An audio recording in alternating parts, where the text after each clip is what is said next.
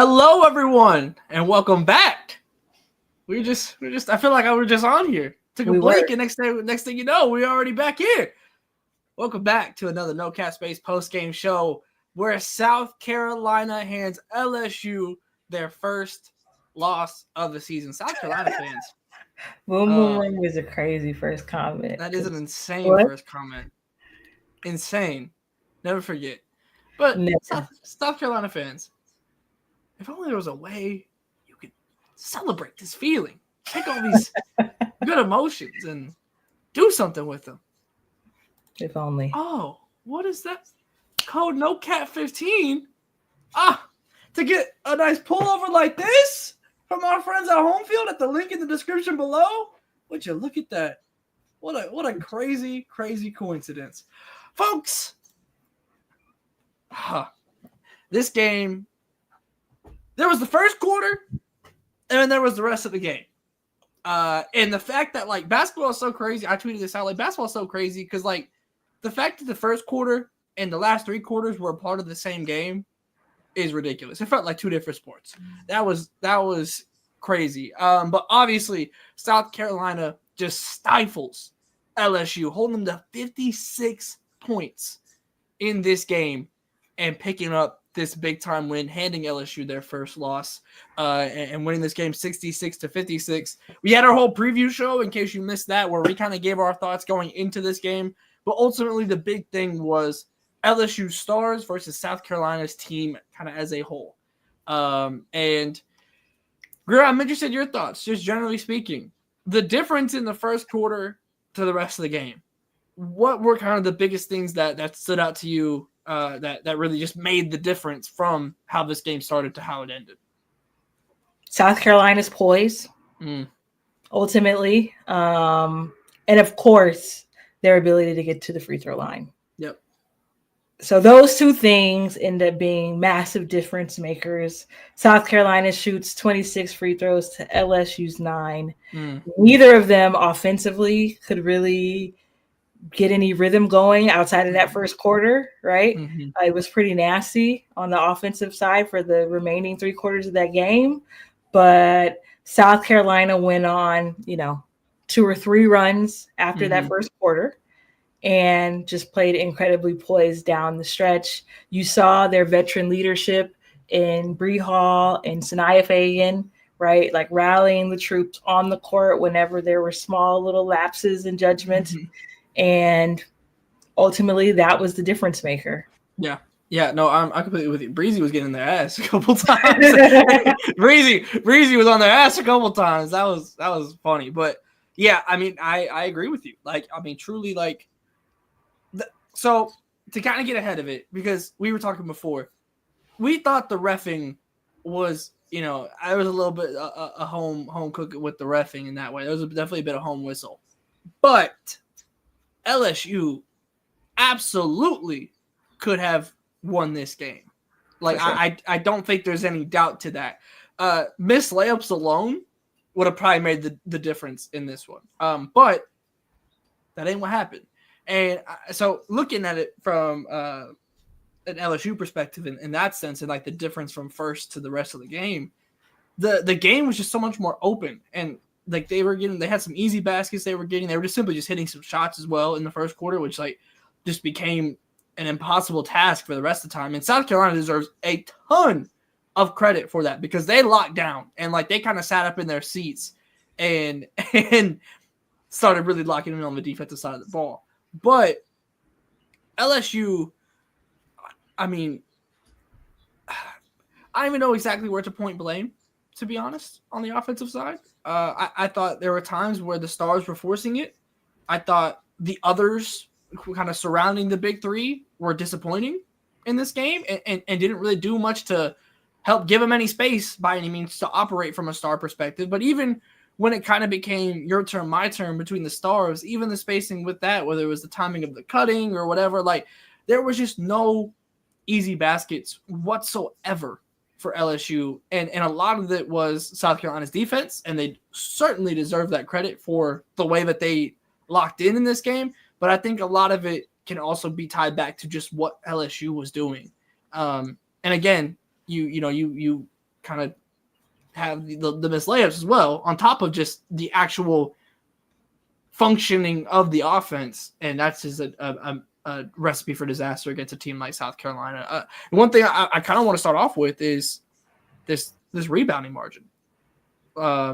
This is what you wanted. If you're LSU, if you look at that rebounding margin, you end up with 28. You have more offensive rebounds than defensive rebounds. You end up with 28 offensive rebounds. You win the margin 51-39, and yet it just didn't matter. It didn't matter. I'm interested kind of on your take on that. Was it just not finishing? That you felt like was like. Yeah, I thought it was not finishing. I thought, all the three of their stars shoot around 33%, make about a third of their shots. Yep. A lot of those felt like shots that they normally make. And it's just like focusing about like getting them to actually go in. Mm-hmm. I thought that they got a lot of shots that were in rhythm. You get 15 more shot attempts, right? Because of the offensive rebounding. And then, a lot of, I don't know. Both teams were absolutely anemic from three today. They were. Yeah. No, you ain't wrong. It's just, they were. So LSU, a lot of your attempts were coming at the rim and they just weren't going down. But even in the mid-range, like I thought, I liked a lot of the shots that they took. South Carolina just made it tough, but if you're LSU, LSU, they have to be leaving Columbia tonight saying we absolutely we could have made this happen. You had the recipe to beat a South Carolina, but again, South Carolina overwhelms you with their depth. For sure. And Joyce Edwards off the bench, outstanding. One of them ones, man. Tessa Johnson, outstanding. Fantastic. And that's the difference right there. Yeah, you look at the bench points alone, right? You're talking 14 from Joyce, 8 from Malaysia, 9 from Tessa. You get 2 points from Kaylin Gilbert, and that's it for LSU. So to the point of the depth, which is kind of what we were talking about in the pregame show of you got to have kind of one more for LSU. If you have your 3 stars, is it going to be a Samaya Smith, who I actually thought was pretty solid today? I thought Samaya was solid. Is it going to be a Kaylin Gilbert? You need at least one, more than likely 2. To really win this game. It has to be more of a team effort. And I think there was just a lot of times where we saw the difference in program style, frankly. We saw times like in that first quarter, it was like, okay, well, if this is the style of the game, this feels like it might favor LSU because Moki's going to let her hoopers hoop, But South Carolina then locks, when they get settled into this game, their system that they have just completely overwhelms you. And obviously, that system is the best, it's unmatched, So when you don't have a team in that way, like UCLA has a team, and so they were able to match the system and the depth. LSU doesn't have that, and they needed superstar games today, and they didn't get that. Yeah, LSU's inability to execute in the half court, the 3 remaining quarters of this game, because they got some really nice action in the first quarter. Wing action, Flage just swooping in and just making unbelievable layups and plays at the basket. And Anissa Morrow and Michaela, they're picking, it was all very disjointed the remaining 3 quarters of the game. So again, you have to say you have to say South Carolina's defense. Obviously tonight they have the most blocks that they've had all season in 10. Yeah. And I'm sure I can think of maybe one LSU block tonight. You know what I mean? Yeah, they had 2. So yeah. Okay. I remember one of them. Yeah. And so, but I remember 8 of South Carolina. 8 of South Carolina. Yeah, tonight, I know there was a graphic that popped up where it was 80% of LSU shots were contested or something like that. At one point in the game, that's again. And and now here's the thing with South Carolina, right? First off, he's right. Second off, she's only not here going crazy right now because she's at the game. She got boots on the ground. So be on the lookout for Shawnee's boots on the ground coverage as well. So here's the thing with South Carolina, right? one thing as we're having this conversation, we're kind of talking through what happens in this game. It sounds eerily familiar. You tell me you had a star player get into the mid-range that was taking good shots that normally they hit. You have rebounding where the putbacks just aren't going in. And you have a team in LSU that frankly looked like they got rattled by some of the, like once some of the whistles didn't go their way, it looked like they got rattled. This sounds like Texas. This sounds like the Texas game. And so again, to give South Carolina their credit, which they deserve in this, they just make everything so incredibly difficult. Where even the shots that normally are the ones you're like totally okay with, and even if you still might end up okay with them in this game against South Carolina, whenever you play them, you still, that just upping the difficulty just a couple degrees in the way that South Carolina does can change everything. Because we've seen it with Madison Booker now. No one had a game like that drastically off in the way that Madison Booker did it for Texas, but it's a similar story of just that little bit of a degree change in difficulty makes the entire difference in the way that they perform during the game. And we kind of saw that with literally every star player for LSU. I do want to talk about Sanaya Fagan because she has, since Ashlyn Watkins goes down, she's been the one that has really I think Joyce has stepped up a lot from an offensive perspective, but Sanaya on the defensive end, because that was the big question. It was never a worry about the offensive production in the post for South Carolina, but they just didn't have that one-to-one defensive replacement for Ashlyn in the way that Ashlyn is a shot deterrent, and she's not Ashlyn. I don't like, there is still not that one-to-one replacement of like, you are not going to go in the paint because of this player. But man, the impact that she's having on contesting shots, and we saw she ends up with 3 blocks of her own today out of 3 blocks out of 11 for the team. But the shot contest as well for her were just everywhere, and a lot of that was the second bounce. Even if you're not getting the rebound, like, because she only ends up with 7 rebounds today in total, so it's not like she's completely dominating the boards in this way. But man, the contests that she's getting are legit in that way that Watkins was able to do that. So again, not that one-to-one replacement, but I'm liking a lot of what I'm seeing from Fagan in that role. I mentioned from a post perspective, you mentioned Joyce as well, but just from a South Carolina post perspective, because now this I think this was the last game of the gauntlet, of the ranked gauntlet. Like this was the build was to this game, and worrying about the post play after Watkins goes down. Looked fine to me. Yeah, they passed the fine colors today. Definitely. Can you bring up Damani Thomas? Yeah. Does this feel like an encouraging, we're at a good place for March loss, or a discouraging one? So this is obviously for LSU. Yeah, and for LSU. Me, I'm going to go a bit discouraging. Me too. Season low in points, under 60, held to under 60 points. And also, you out-rebounded. Like, a lot of the recipe that you would outline to beat a South Carolina happens, and it's still a double-digit loss. And if we zoom out, because what we started earlier today with talking about was, is this a rivalry, especially since Kim has landed in BR? Like, is this a rivalry now? And this game of all of the ones, obviously I know what happened at the SEC tournament last year, but this game out of all the one, this is pretty deflating to me if you're an LSU Tigers fan. I just gotta be honest. You game plan, you do lots of things in your column, you know what I'm saying? But Ashlyn Watkins is not this was the one. This was the one, and definitely from halftime on, it absolutely felt like, okay, well, South Carolina's kind of got this in the bag. Yeah, I mean, it felt like the tiers were established again.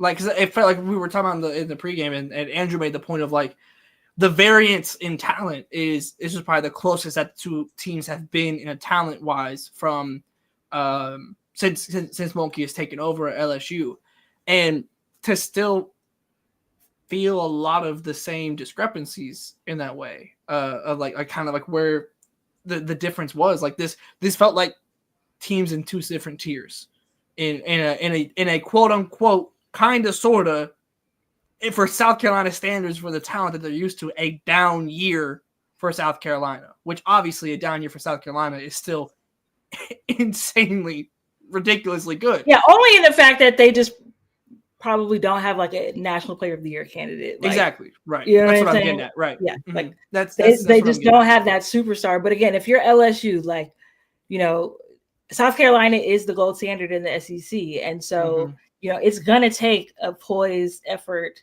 It's going to take like that focus.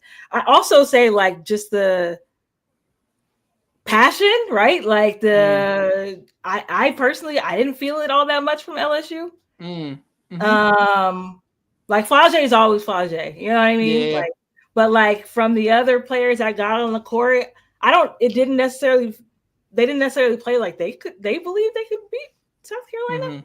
I don't disagree. Kim kept the jacket on all night, you know, like little things like that. Just not the Vic Schaefer litmus test. I did not feel the fire from the LSU Tigers whatsoever. Yeah. And so to me, this is like the most deflating of the matchups that these two programs have had since Kim arrived in Baton Rouge. Yeah, I agree. That's a good point. Like, I mean, because look, again, we talked about at the top, like we both felt like the some of the calls for LSU were rough, but again, not the reason why they lost. But to your point of Mulkey, like, look, man, she ain't afraid to get in the ass, and I mean, it happened here and there, but like, it didn't really feel like that for real. Like how we've seen Mulkey, you know, Mulkey out before, you know, and we ain't see that today in that way. But again, I also think, you know, I see people in the chat talking about turnovers, which was another massive point. I just felt like, because like I felt like LSU kind of got rattled a little bit, and that is where the lack of a more stern system comes into play, because there were just some stupid passes that were made. Frankly. I mean, well, the second quarter, the way that South Carolina started the second quarter, turning them over 6 or 7 times in that quarter alone. Yeah. It just completely right.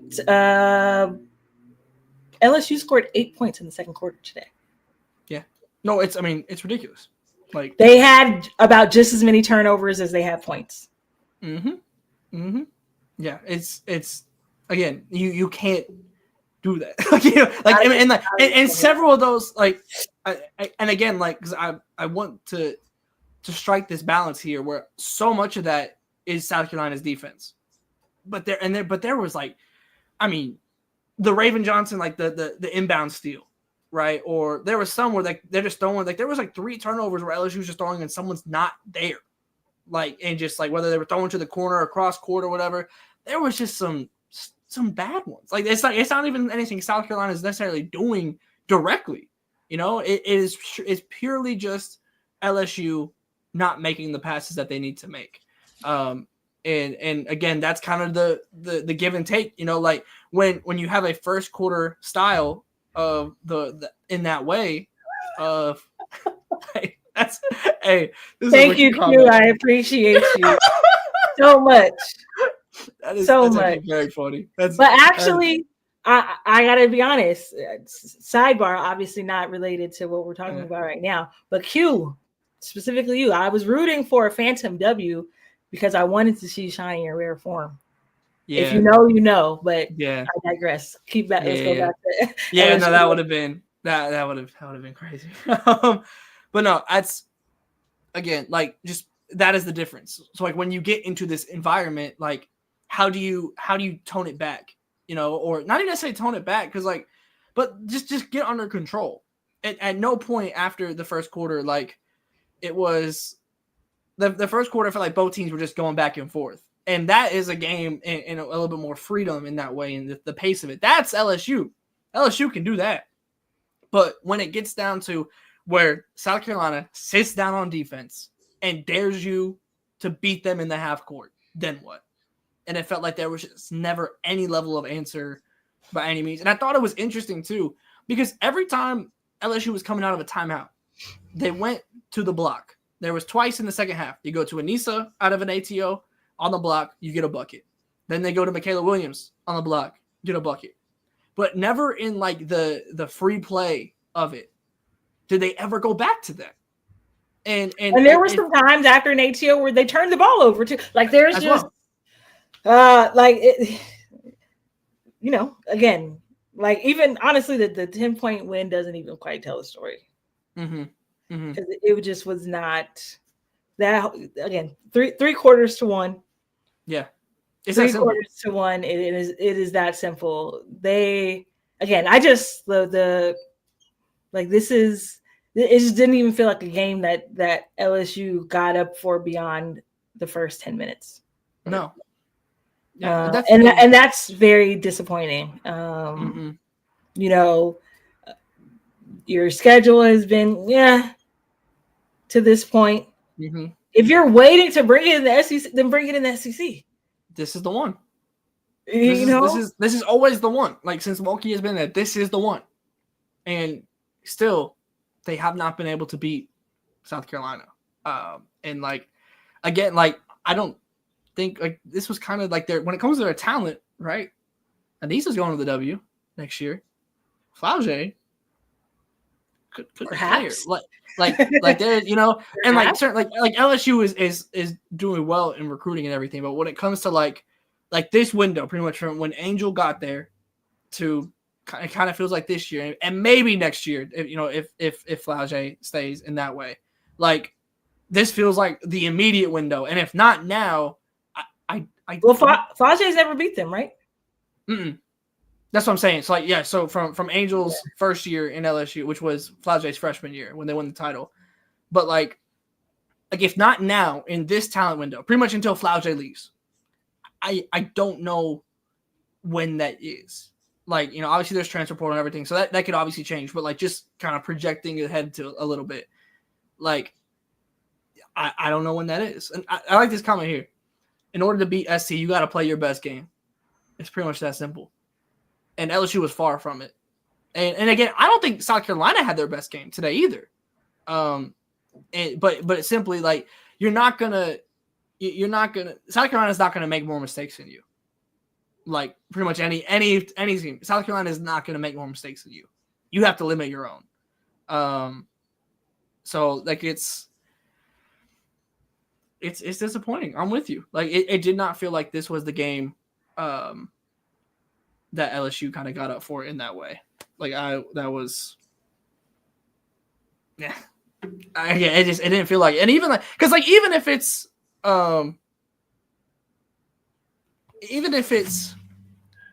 you're too amped up, right? And you gotta reel it back in. That's one thing.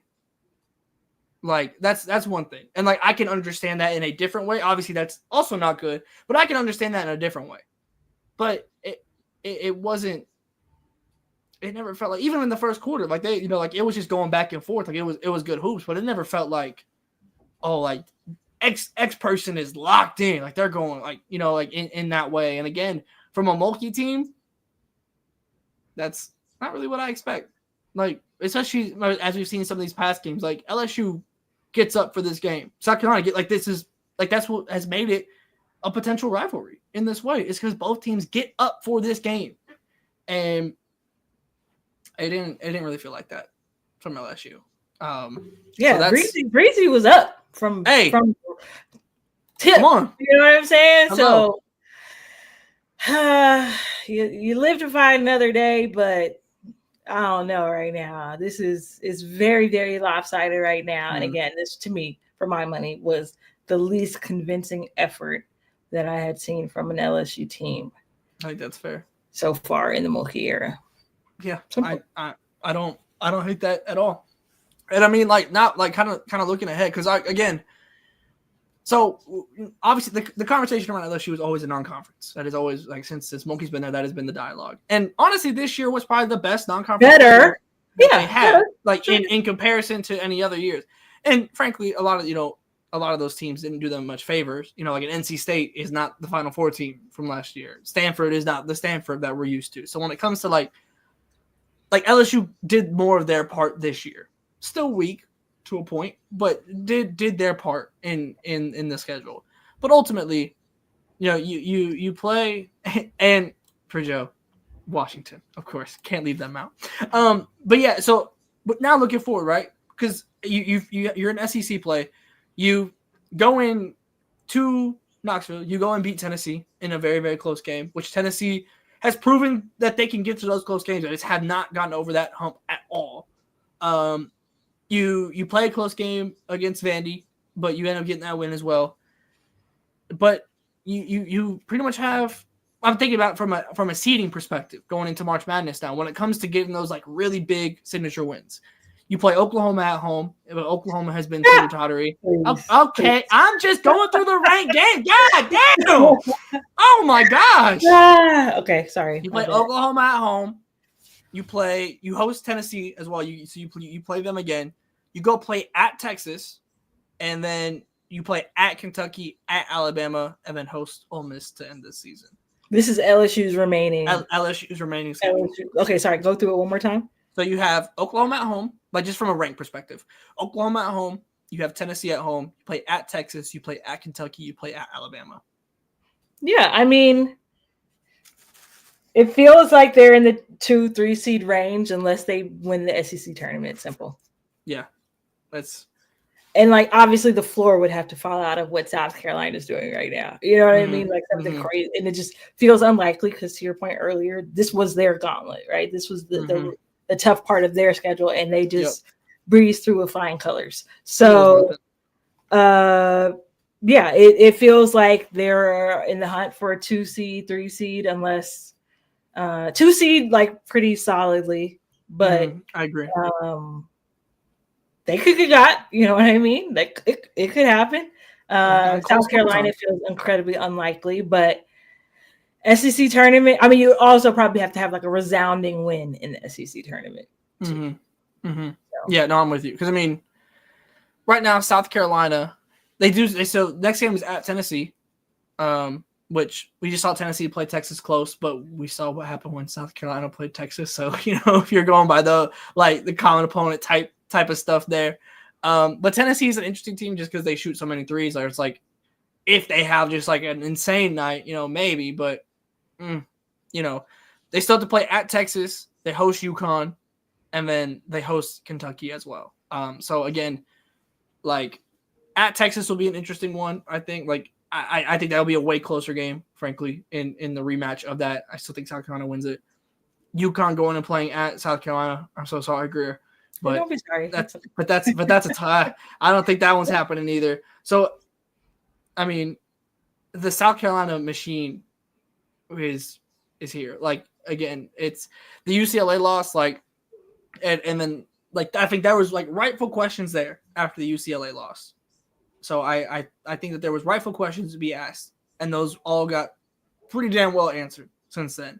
Then Ashlyn Watkins goes down, and I think pretty much every question about that has since been answered. Now they have an argument to be number one team in the nation. Like in comparison, obviously the head-to-head matchup, and it kind of just depends on like as an individual, like if you are voting for this, how much you value the head-to-head matchup from early in the season.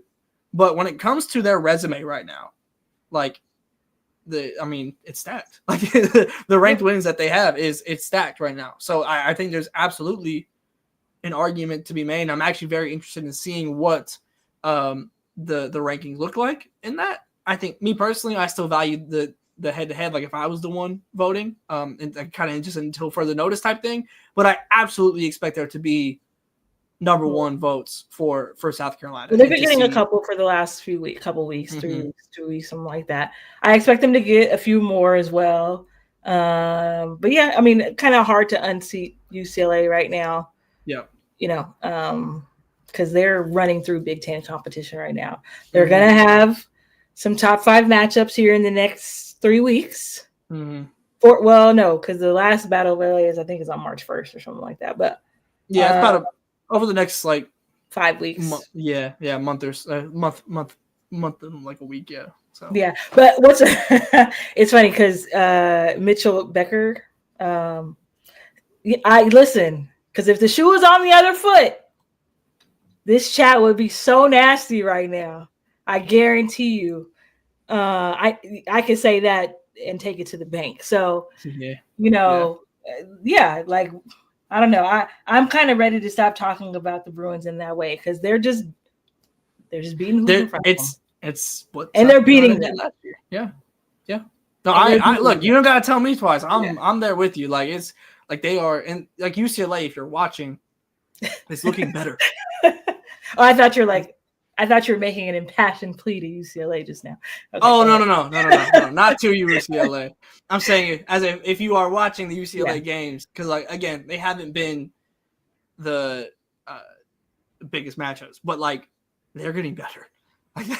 Like they are better than when they beat South Carolina, and that is scary for the rest of the field, frankly.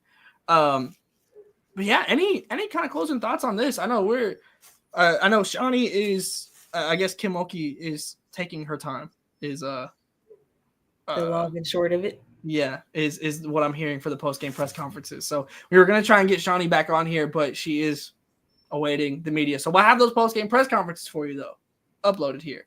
But yeah, any closing thoughts on this one? You know, for what was. I mean, frankly, one of the biggest matchups that we'll have. I mean, what I can just say, because I'm sure it's going to happen when Shawnee uploads, is like, oh, man, I don't want to hear. I know, South Louisiana got snow and all that this week, unprecedented amounts of snowfall. I don't want to hear no excuses, though, for real. Not from the Tigers, not from Kim. That was just a whack effort, straight up. On a night where 2 p.m. like 5 p.m. Eastern, you're going against nothing else. Like show up, show up. And so definitely interested to see how they finish their season. They got some of the loudest fans out there. Like, get on y'all team. Y'all cannot be happy about this effort. It was bad, and we'll see what they can do down in Greenville. But until then, it's feeling like the Gamecocks are about to raise their, I don't even know how many. Man. Yeah. SEC banner. Like, man, I don't even. Yeah. Yeah. No, I'm with you. I am totally with you. But thank you guys for tapping in here. Again, 200 plus again from the pregame and now to the postgame. We appreciate y'all tapping in here with us. Make sure you subscribe here on the YouTube and make sure you're clicking the bell so you're notified every time we go live. We drop videos every week. We go live for post games all the time. So if you're new here, stick around. It's the place to be. You can check out our website as well, where we have our print content. We have our weekly podcast that goes out every Tuesday morning as well. Ball up top. Again, a lot of exciting stuff to come here very, very, very soon from No Cap Space. So this is the place to be to talk women's basketball unrivaled. I know what's going on tonight. We're about to go tap in with that as well. Get some eyes on that. Get some eyes on the Phantom. See what's going on with the Phantom. But we got you covered for this. WNBA free agency is in full swing. Everything. So thank y'all for tapping in here with us, and we will see y'all next time.